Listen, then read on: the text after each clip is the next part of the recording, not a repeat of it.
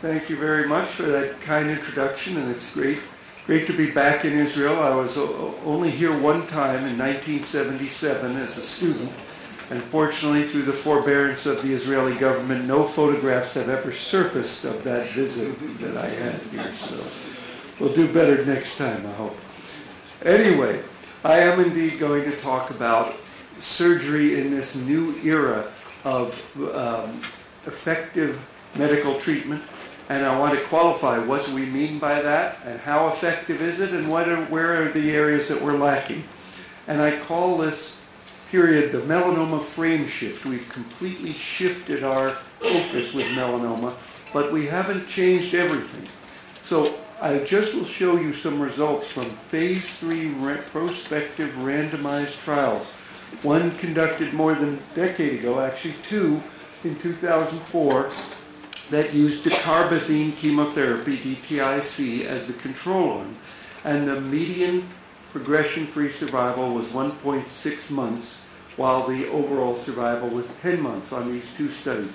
It means, this progression-free survival number means that more than half of the patients came back to the oncologist with recurrence before they were scheduled for their follow-up visit in 2 months.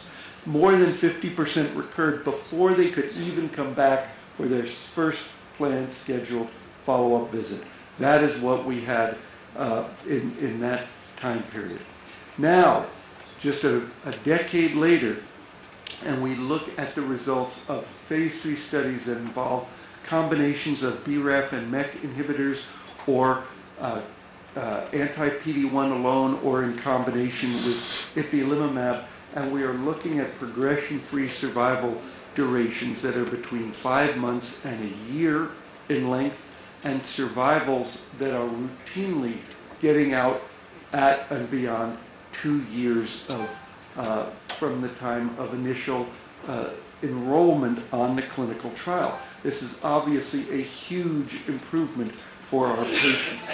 But for our patients who now are receiving combination inhibitor therapy and combination immune therapy as the standard treatment, and then they're progressing, we're seeing that still, once they've failed all 4 of those drugs, now the survival expectation is exactly as it was before. Okay, so probably somewhere, even in the most optimistic estimates, 60 to 70% of our patients fail these wonderful drugs, and half of them aren't even candidates for the BRAF inhibitor to begin with. So those patients who failed treatment are just as bad off today as the patients were a decade ago. So that means we still have a long way to go, and we still need every tool in the toolkit. Dr. Ross mentioned Pat Hu in his comment that I need every arrow in my quiver. Georgina Long said she needs every tool in the toolkit, and we agree with that. And the next tool in the toolkit, the tool that we don't want to lose, is surgery. So the big question I'll be asking today is surgery obsolete for melanoma because of these new drugs? Don Morton, who was my mentor and one of the pioneers in this field, used to say that the top 3 treatments for melanoma were surgery, surgery, and surgery. Okay, I don't think that's the case anymore, but I certainly don't put myself in his league. But I say that the top 3 things we have to think about are selection, selection, selection. How do we decide who should have surgery, who should have systemic therapy, who should have a combination of both? And I'm continuously impressed how quickly this is evolving. Literally every week in our multidisciplinary tumor conference at Moffitt, we confront a new situation where we're saying, gee, should we treat this person differently than we have in the past? Every week something is coming up and we're saying, maybe we should rethink how we're doing that. So I'm going to show you what I consider, just in a couple of years' time, how the standard thinking has changed. Just in 2014, I think it was pretty standard already that if possible, for stage 4 disease, resect all the disease and consider putting that patient on a clinical trial. For unresectable disease, IL-2 was on its way out already, may still have a role, but even by 2 years ago in the United States, very few centers were still considering IL-2. Then ipilimumab, BRAF/MEK, and PD-1 was at the bottom of the list because it had not yet been tested in the earliest stage 4 patients. By 2 years later, this is all changed. Although for most people they would still put surgery at the top of that list, and I'm going to look at whether that's really the case.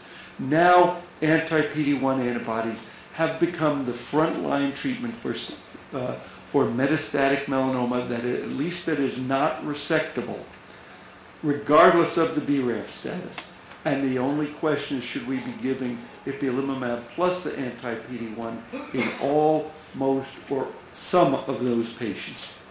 We still believe there's a role for IL-2, but we almost never use it by itself. We use it in something that we're very interested in. It's also being explored in this country with cellular therapy with tumor-infiltrating lymphocytes. But this is applicable to only, right now, a very, very small percentage of our patients. So once patients have failed anti-PD-1 therapy, then the question is whether they go to BRAF/MEK inhibitors or whether they go to ipilimumab, and chemotherapy is still at the bottom of the list and rarely used anymore in the United States. Still has a role, but rarely used. Now we know that surgery for metastatic disease is effective. It was better than any of the results that we used to expect with systemic therapy. This was a prospective trial, one of the only trials of its type ever conducted in surgical oncology, where every patient was enrolled prior to surgery for metastatic disease to determine the resectability rate and the outcome from surgery. Not a post hoc study where everyone had surgery, were reassessed, and then included. This was an upfront analysis. And I believe there were a total of 80 patients or so enrolled over a 10-year period, which showed how few cases back in the era that this was being done. The study began in 2000 and took 10 years and only accrued 80 patients. And of those, only 63 had a resection of all their disease. But many of the reasons why they weren't resectable were because they didn't actually have metastatic melanoma. They had a lung cancer or something else. So the resectability rate was 89%. The 1-year survival was 71%, with a median of 21 months, and 15% of patients were long-term survivors. These were results that were far better than anything we could have achieved with chemotherapy in that era. But the time to recurrence was only 6 months, meaning these people were living a long time, but most of them were having their tumors come back.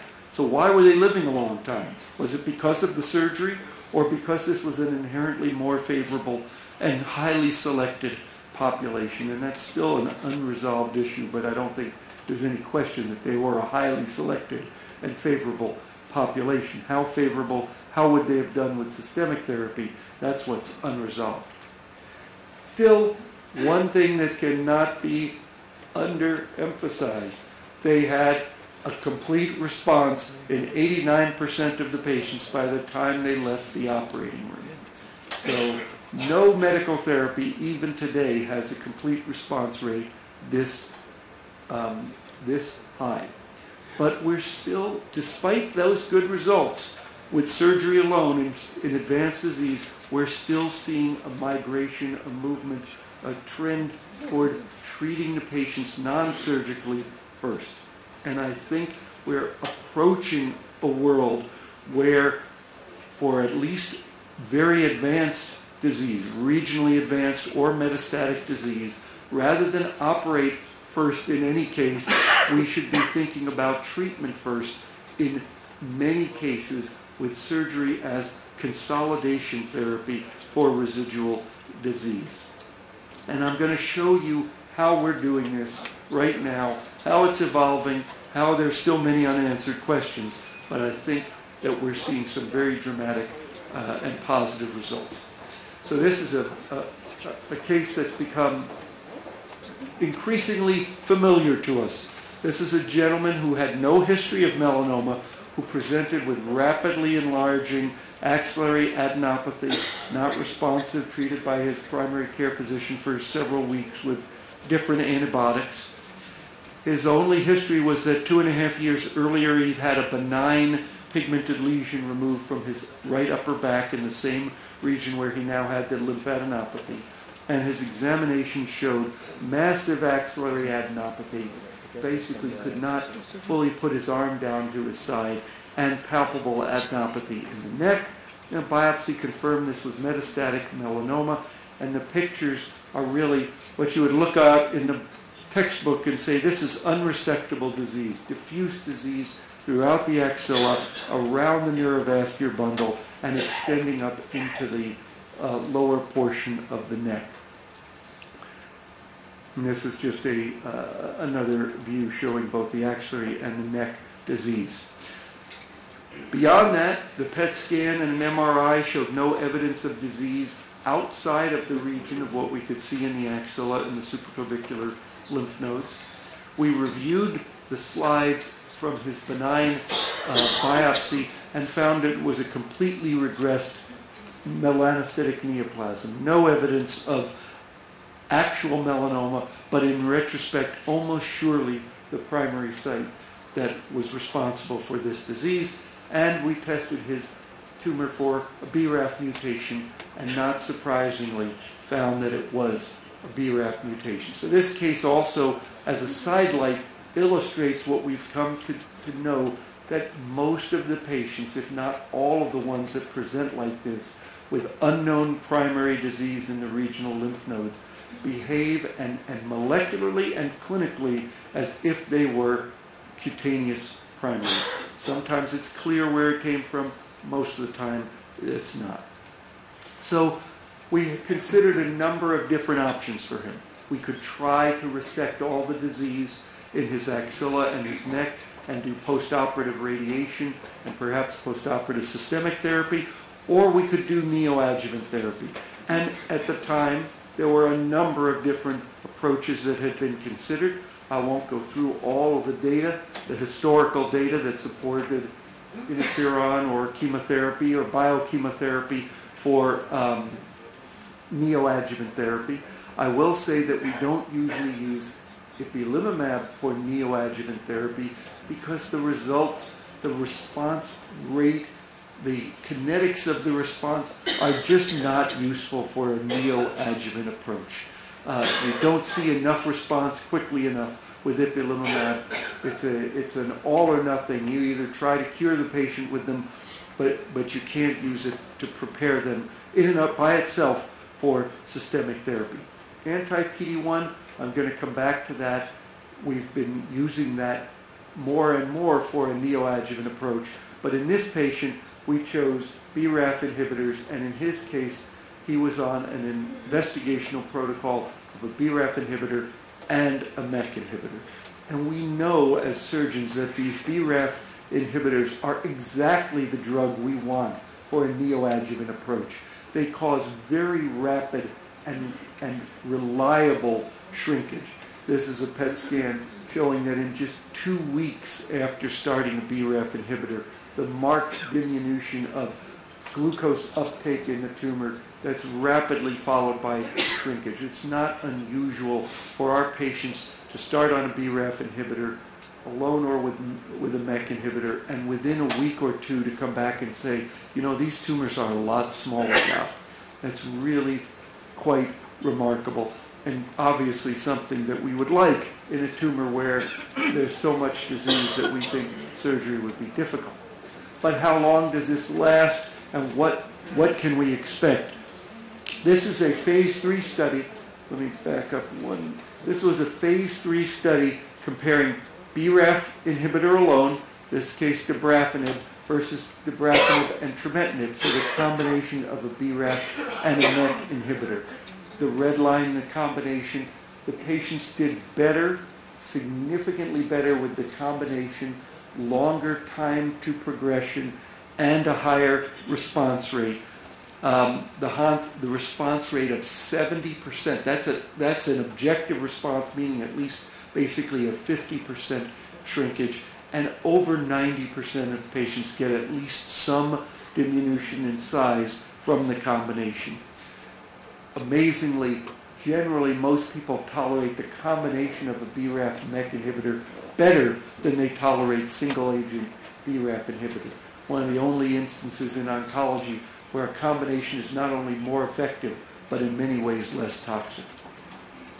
So the one other observation from these studies pretty consistently is that it's unusual to see progression before about 6 months. With the combination, it's more like 9 months for average. So you see here I've illustrated that at 6 months, even in unselected metastatic disease patients, most patients will still be benefiting from their BRAF inhibitor. And so 6 months has been the chosen time we've used for preoperative therapy when we've used the combination of a BRAF and a MEK inhibitor. So what happened to our patient? This is his CAT scan after 6 months on BRAF plus MEK.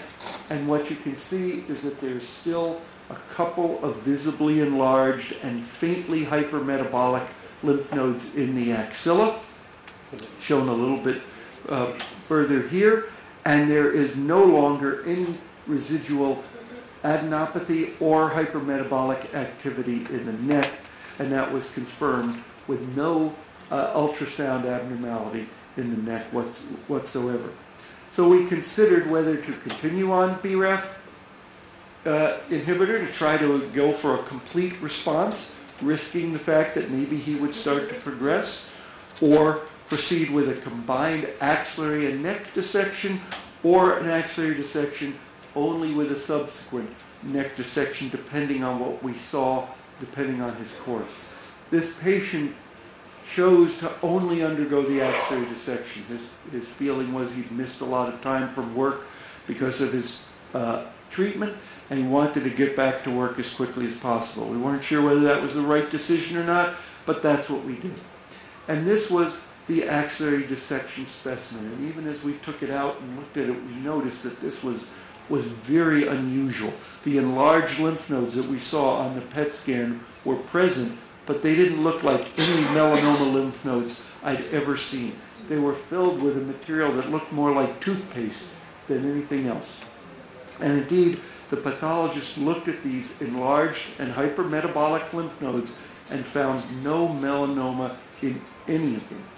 The only melanoma that was found in this axilla were in a few cells in normal-sized lymph nodes that weren't the ones that showed up on the PET scan. So 4 of the normal lymph nodes had isolated viable melanoma cells extensively infiltrated by lymphocytes, but no viable tumor were identified in those big lymph nodes. I like to show this picture to my scientist colleagues and say, this is what a BRAF-resistant cell looks like. It looks like any other melanoma cell, but this is what it looks like because this cell survived 6 months of a BRAF and a MEK inhibitor where all those other giant masses of tumor were completely killed. Okay? If we hadn't taken this out and continued this patient on therapy, then this one cell would have become 2 and 4 and 8, and eventually we'd have a refractory patient. But now we've got a surgical NED patient, and we have elected among all the different choices to proceed with no further therapy. We continue to follow him clinically off all treatment. We do not continue the BRAF MEK inhibitor postoperatively, and we're just following him clinically. He's more than 2.5 years since the surgery with no evidence of recurrence. So that's a successful but by no means anomalous case. That is our average case today. We have patients in which there are no tumor has been seen whatsoever in the nodes, but usually we see something residual in those lymph nodes despite 6 months of BRAF/MEK inhibition. But it's remarkable how consistently the imaging is overestimating the amount of tumor that's left behind. And there's a message there for our oncologic colleagues as well. What about the possibility of using the anti-PD-1 drugs as a neoadjuvant approach? Anti-PD-1 antibodies are much better than ipilimumab for a neoadjuvant approach. They create more responses and they prolong relapse-free survival better than ipilimumab, but in and of themselves, they're not quite as dynamic. We don't see as high a response rate, and we don't see as dramatic a number of responses as we would see with anti-BRAF and BRAF/MEK therapy. On the other hand, the combination of nivolumab and ipilimumab, the double use of immunotherapy, that has been showing the high response rates and the rapid shrinkage that we're interested in. And this may well turn out to be another neoadjuvant option. The problem is this is extraordinarily toxic therapy. And we've been more reluctant to use the ipi-nivo combination in resectable or borderline resectable patients, and we've stuck so far to the PD-1 alone for most of these patients. So I'll show you a case here. 74-year-old gentleman with not a dissimilar story. 3-week history of rapidly enlarging inguinal adenopathy. 4 years ago had a benign lesion removed from the right lower back. Multiple comorbidities in this case, including COPD, congestive heart failure, and recurrent deep vein thromboses despite anticoagulation, none of which made me excited about doing a superficial and deep inguinal node dissection on this gentleman.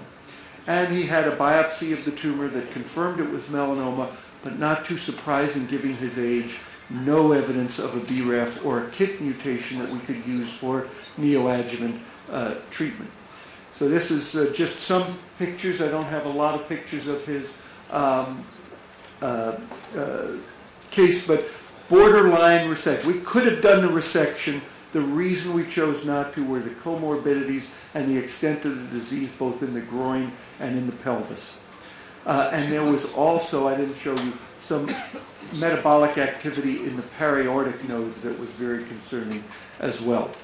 So he actually went on a trial in which he got anti-PD-1 antibody and then after that was switched to ipilimumab, a combination that we found to be more tolerable than giving both of the drugs together. He only had vitiligo as his only toxicity and was switched and maintained on twice a month, every 2 weeks, nivolumab. And within 6 months we saw improvement, and except we didn't see any improvement in his heart failure or his other problems, and we decided to continue to treat him. And this is his CAT scan at 24 months, and just last week he had his CAT scan at 30 months after starting treatment, and the lymph nodes are even smaller. They just continue to get smaller. He's had no progression. We've not operated on him. We have no plans to operate on him until and unless his tumor dictates that we have to. So, unlike the BRAF inhibitors where we have a very set policy and we treat them for 6 months, we operate, do the same node dissection we would have otherwise, and then follow them off therapy. With the PD-1 antibodies, with their low toxicity and their prolonged effect, we will treat as long as the patient is continuing to respond. And frankly, most of the patients that have responded have continued to respond. We don't know what the percentage of patients who will ultimately need an operation is going to be. So surgery is not obsolete, but the paradigm is completely changing, and it's changing very, very quickly. We are using neoadjuvant therapy with BRAF and MEK targeted agents for BRAF mutant patients, even with resectable tumors. And I think that this is going to become more and more and more the routine. We are using neoadjuvant therapy with anti-PD-1 alone, or in some cases with ipilimumab for wild-type patients. And the question is going to be how many of these patients even ever need an operation. And then there's the surgical gene therapy. We heard a little bit about this with the GIST tumors.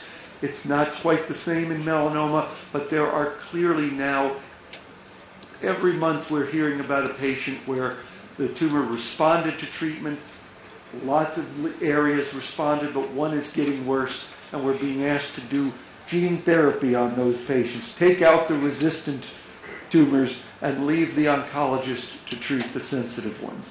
And whether it's immune therapy or targeted therapy, we've seen this happen in both cases. Despite my enthusiasm for neoadjuvant therapy, I don't want to forget that adjuvant therapy is still a very reasonable approach. We think of adjuvant therapy as the bridge. We've always thought about it in the past that it wasn't really curing people. We were just kicking the can down the road with interferon and hoping that in a few years we'd have more treatment options. And what do you know? Our patients who are relapsing now have many more treatment options than they would have if they'd recurred in 2010 or 2013. But it may be that some of these same agents are useful in the adjuvant setting and may be curative. And we've been disappointed with ipilimumab. It has a lot of toxicity in the adjuvant setting, and it hasn't yet shown to be much better than interferon.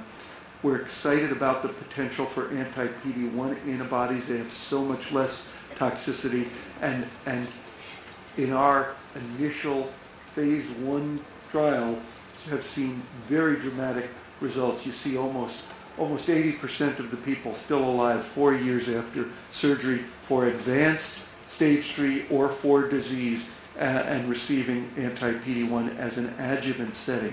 And there's a potential for even more fine-tuning of this with biomarkers like PD-L1 expression on the tumor. We still don't know what the right assay is, let alone what the right cutoff is, but there doesn't seem to be any question that patients with higher levels of PD-L1 expression on their tumor seem to get even more value from PD-1, probably only need PD-1 alone, and it may be that the only people who need the combination are those who have very low levels of PD-L1 expression and very rapidly progressing tumors. So I think the future is amazingly bright, and it is not a future in which surgeons will be kept out of the picture. It's just a future in which surgeons are going to have to adapt rapidly to changes and be willing to consider new approaches and individual approaches to every patient. And with that, I'll stop and be happy to answer any questions.